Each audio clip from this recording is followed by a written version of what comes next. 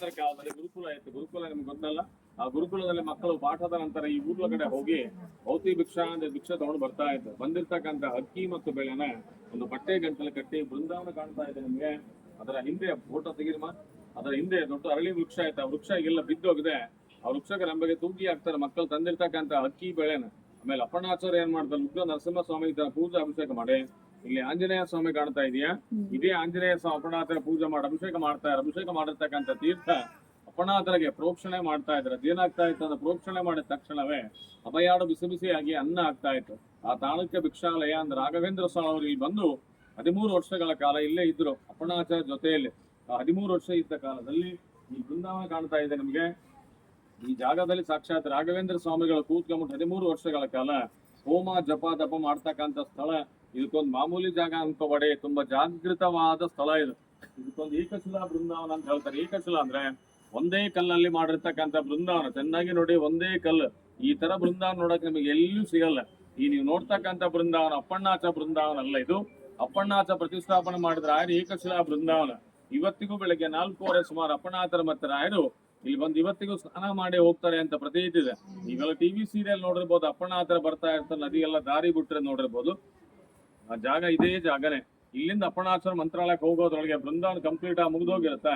ಆ ಬೃಂದಾವನ ನೋಡಿ ಕ್ಷಣವೇ ಅಪ್ಪಣಾಚರ ಮೂರ್ಸೋ ಕೆಳಗಡೆ ಬಿಡ್ತಾರೆ. ಆಗ ರಾಯರು ಬೃಂದಾವನ ಒಳಗಿಂದೇ ಅಪ್ಪಣಾಚರಿಗೆ ಹೇಳ್ತಾರೆ, ಅಪ್ಪಣ ಪ್ರತಿನಿತ್ಯ ನನ್ನ ದರ್ಶನಕ್ಕೆ ಮಂತ್ರಾಲಯಕ್ಕೆ ಬರ್ಬೇಡ. ನಾನು 13 ವರ್ಷ ಇಲ್ಲಿ ಕೂತ್ಕೊಂಡು ಹೋಮ ಜಪ ತಪ ಮಾಡ್ತಾ ಇದ್ದೆ ಬಿಚ್ಚಾಲಿ ಒಳಗೆ.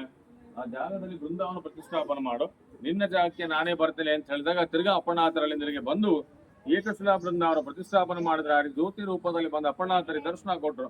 ರಾಯರಿಗೆ ಪ್ರತಿನಿತ್ಯ ಊಟ ಮಾಡೋ ಸಮಯದಲ್ಲಿ ಕಡ್ಲಿ ಬೇಳಿ ಚಟ್ನಿ ಮತ್ತೆ ಮಸ್ತಿ ಕಡುಬು ಅಂದ್ರೆ ತುಂಬಾ ಇಷ್ಟ. ಅಪ್ಪಣ್ಣಾಚರ ಕೂತು ರುಬ್ಬುತ್ತಾ ಇದ್ರ ಯೂಸ್ ಒಳಕಲ್ಲು ರುಬ್ಕೊಂಡು ಮೇಲಿದೆ, ಹೋಗ್ತಾ ನೋಡ್ಕೊಂಡು ಹೋಗ್ಬೋದು. ನಿಮ್ಗೆ ಇನ್ನೂ ಸ್ಪೆಷಲ್ ಅಂದ್ರೆ ಇಲ್ಲಿ ಅಪ್ಪಣ್ಣಾಚರ ವಂಶಸ್ಥರು ಈಗೂ ಇದ್ದಾರೆ. ಅವ್ರ ಅಷ್ಟೋತ್ತರ ಶುದ್ಧ ಸೇವಾ ಪ್ರತಿನಿತ್ಯ ಬಂದಂತ ಭಕ್ತರಿಗೆ ಅನ್ನದಾನ ಮಾಡ್ತಾ ಪ್ರತಿನಿತ್ಯ ಒಂದು 500 ರಿಂದ 1000 ಅನ್ನದಾನ ಆಗತ್ತಿಲ್ಲ. ಇಲ್ಲಿ 108 ರೂಪಾಯಿ ಕೊಟ್ಟರೆ ಒಂದಿನ ಪಂಚಾಮೃತ ಆಗತ್ತೆ, ಕೊಡ್ಬೋದು ರಿಸೀಪ್ಟ್ ಕೊಡ್ತಾ. ಬಟ್ ಅನ್ನದಾನಕ್ಕೆ ಹೋಗಲ್ಲ. ನಿಮ್ಗೆ ಅನ್ನದಾನ ಮಾಡ್ಬೇಕಂದ್ರೆ ಬರೀ 508 ರೂಪಾಯಿ ಕೊಟ್ಟರೆ ಒಂದಿನ ಆಗತ್ತೆ. ಅದೇ ನೀವು 1008 1508 ರೂಪಾಯಿ ಕೊಟ್ಟರೆ ಒಂದು ತಿಂಗಳು ಅನ್ನದಾನ ಮಾಡಿ. ಅದ್ರ ಏನ್ ವಿಶೇಷ ಅಂದ್ರೆ ಮಕ್ಕಳ ವಿದ್ಯಾ ಆಯುಷ್ ಆರೋಗ್ಯ ಮದುವೆಗೋಸ್ಕರ ಪ್ರತಿ ಗುರುವಾರ ತಪ್ಪು ಶನಿವಾರ ನಮಗೆ ಹೋಮಗಳು ಮಾಡ್ತಾರೆ. ನಿಮ್ಗೆ ಬೇಡಿಕೆ ಸಹ ಬರ್ಕೋತಾರೆ. ಮತ್ತೆ ನೀವು ದುಡ್ಡೇ ಕೊಡ್ಬೇಕಂತಿಲ್ಲ, ಆನ್ಲೈನ್ ಸಹ ಮಾಡ್ಬೋದು. ಮನೆ ಹೊರಗಡೆ ಆಫೀಸ್ ದುಡ್ಡು ಮದುವೆ ನಾಗದೋಷ ಹತ್ತತ್ರ 100% ಒಳಗೆ 70-80% ಖಂಡಿತ ಮುಗಿದೋಗತ್ತೆ. ಕೆಲವೊಂದ್ ಜನ ನಮಗ್ ಫೋನು ಮಾಡಿ ಹೇಳ್ತಾ ಇದ್ದಾರೆ, ಸ್ವಾಮಿ ನೀವು ಹೇಳಿದ ಆಗಿದೆ ಅಂತ. ನಾವು ಮಾಡೋದು ಏನೂ ಇಲ್ಲ.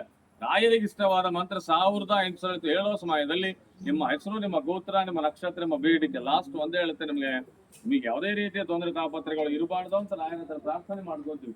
ಇದ್ರೆ ನನಗ್ ಗೊತ್ತಿಲ್ಲ ನಾನು ಒಪ್ಕೋತಾರೆ, ರಾಯರಿಗೆ ಗೊತ್ತಿಲ್ಲದಿರುತ್ತೆ. ಆಮೇಲೆ ನಿಮ್ಮ ಬೇಡಿಕೆನ ಬರ್ಕೋತಾರೆ. ಸುಮ್ಮನೆ ನಾನೇನು ಹೇಳಿದೆ ದುಡ್ಡು ಕೊಟ್ಟು ಹೋದ್ರೆ ಅಂತಲ್ಲ, ವಿತ್ತಿನ 15 ದಿನ ಬೇಡ 20 ದಿನಕ್ಕೆ ಅದು ರಿಸಲ್ಟ್ ನಿಮಗೆ ಗೊತ್ತಾಗತ್ತಿಲ್ಲ. ಫೋನ್ ಕೂಡ ಮಾಡಿ ಕಾಂಟ್ಯಾಕ್ಟ್ ಮಾಡ್ಬೋದು. ಇಲ್ಲಿ ಮಂತ್ರಾಕ್ಷತೆ ಕೊಡ್ತಾ ಇರ್ತಾವೆ. ದಯವಿಟ್ಟು ಅನ್ನದಾನ ಕೊಟ್ರಿ ಸಿಕ್ ಕೊಡುತ್ತಾರೆ. ದಾರಿ ಬಿಡಿ.